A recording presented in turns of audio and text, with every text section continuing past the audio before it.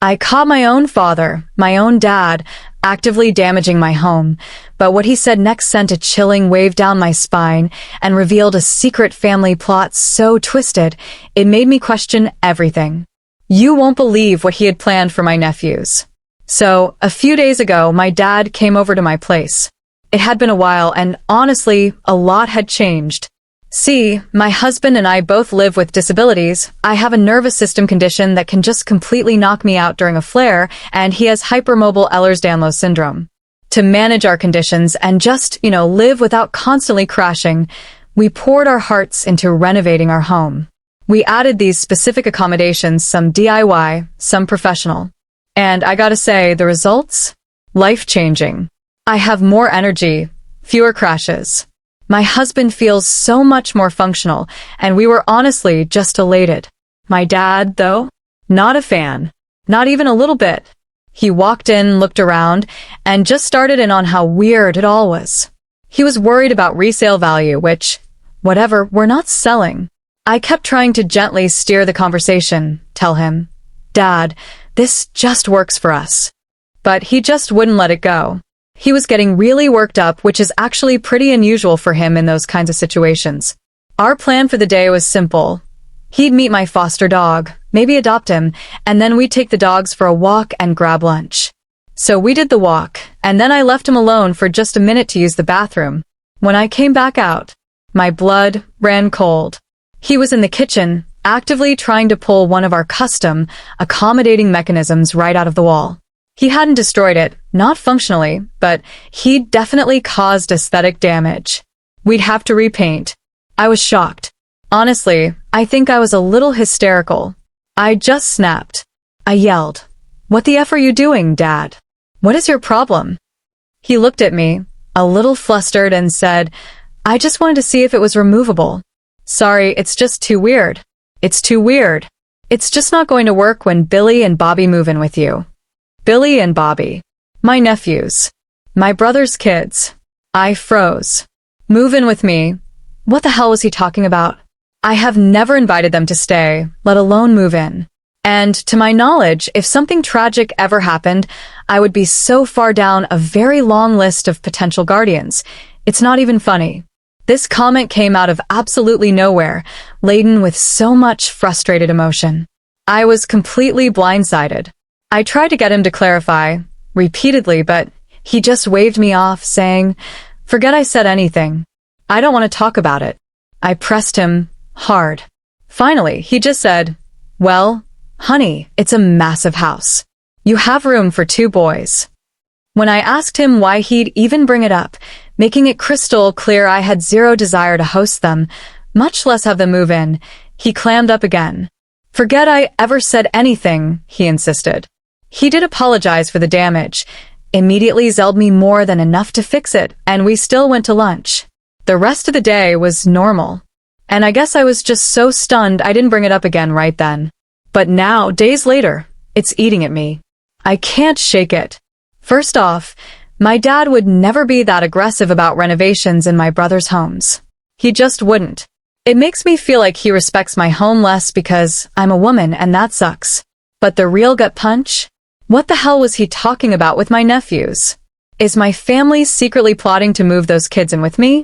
It wouldn't be the first time they've assumed I'd take care of them without asking, but in the past, it was just babysitting.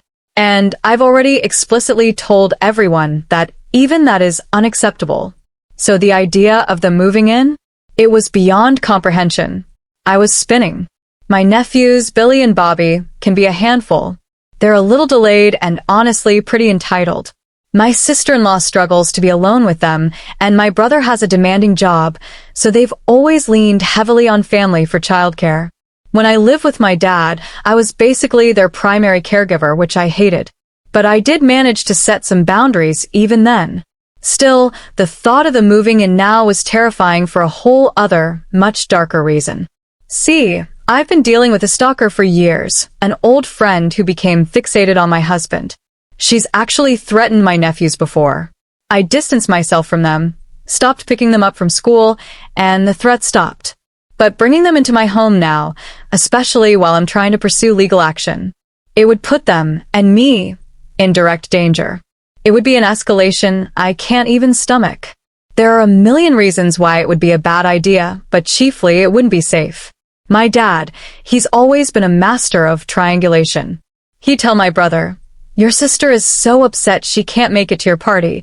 She wishes you'd move it an hour earlier." Then he'd tell me, "Your brother is so heartbroken you can't come to his party. He's even moving it up an hour for you." We'd both feel weird, resentful, and neither of us would find out we were played until years later. He wants to keep the family together, but he does it by lying and manipulating. He's 70, still sharp at work, but he has a history. He rejected an OCD diagnosis after my parents' divorce. Was this his manipulation, or was something actually wrong? My brothers and I were starting to get really worried about his cognitive function. So the very next day, I called my brother. He was absolutely clueless, genuinely surprised. He had no idea why Dad would say such a thing and swore he'd never expressed anything about the kids needing to move in with me. He confirmed what I already knew. I wouldn't even be near the top of the list of permanent caregivers. He knows I run 2 businesses out of my house and, frankly, I'm just not equipped for that. We both agreed that Dad doesn't show other signs of decline, but this outburst was so out of left field, we couldn't rule out that it was an early symptom. My brother, Billy and Bobby's dad, said he'd talk to our father ASAP. We had to confront him. It was a really uncomfortable conversation because we basically had to say, "Dad, you need to be honest. Is this confusion or intentional manipulation?" Because that's the difference between us freaking out about your health versus just understanding that sometimes you lie to push your agenda, but your brain is fine. 8 months later, after endless conversations with Dad, my brothers, and me, we finally pieced it together. My dad doesn't have dementia. If anything, it's just his lifelong manipulative nonsense becoming a little more pronounced, and frankly, he's not as slick as he used to be. The truth? Ever since I moved out, leaving an empty bedroom and office at my dad's house, my sister-in-law had been obsessively pushing for my nephews to live at my dad's during summers and school breaks. I knew she'd brought it up, but I didn't know how relentless she was. My dad only lives 15 minutes away from them, so it wasn't some special vacation. She just wanted them out of her house for the summer. Now, my nephews love staying with Grandpa because my dad, bless his heart, has never been a real caregiver. No rules, no bedtimes, unlimited sweets, no screen time limits, no one checking if they brush their teeth or shower. Zero supervision. So, when their mom asked them, "Want to ask Grandpa if you can stay all summer?" they went wild. And my dad, who absolutely hates saying no to family because he never wants them to say no to him, agreed. He tried it last summer. It was a nightmare. Even with a daily babysitter who eventually quit, it was torturous and exhausting for him. He swore he'd never do it again. But here's the thing about my dad. He's addicted to being the family hero. He needs us all to need him, to think he's great. He has this massive ego about defying age, being energetic, not an old man. He couldn't bring himself to admit he just didn't have the energy for those kids. And he wouldn't say no because he thrives on no one being allowed to have boundaries. So, what was his brilliant plan? He was going to pawn the kids off on me this summer. He was going to agree to take them, then bring them to my house and, in his words, ease into a smooth transition from his house to mine. Knowing my dad, he'd beg me to take them for just one day, drop them off with overnight bags, say, "Didn't you say they could sleep over?" Then make up a million excuses why they needed to stay longer and longer until the summer was over. Personally, I know for a fact that wouldn't have worked. I'd have been dropping those kids off at their own damn house or calling the cops within 24 hours. But he, the manipulator, truly believed he could pull it off because I used to be a massive doormat. And my sister-in-law? Get this, my dad had already asked her if this was okay, me taking the kids, and she said yes. But she never, not once, ever mentioned it to me. She just stood there, silently, while my brothers and I were literally frantic that our dad had a brain tumor or something. I honestly think she knew my dad was going to dump her kids on me, and she didn't want to risk having them, gasp, live in her own house all year. When I asked her, "So, you didn't think you should even confirm this with me?" she swore she remembered talking to me about it. Girl, no. You did not. I would never agree to that. My brother is livid with his wife. He hates how reliant she is on outside help, especially since he's such an involved dad, and they already have paid childcare.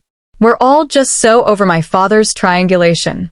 We're adults, pushing 30 and 50, and he still schemes like we're bickering children he needs to manage to keep the family together. It's insane. He's obsessively trying to maintain this preferred status quo that just makes less and less sense. I'm truly annoyed.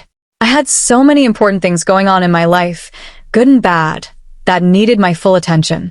Instead, my focus was split, pulled away by worrying that my father was suffering from neurological issues and refusing treatment. My brothers and I wasted so much emotional energy.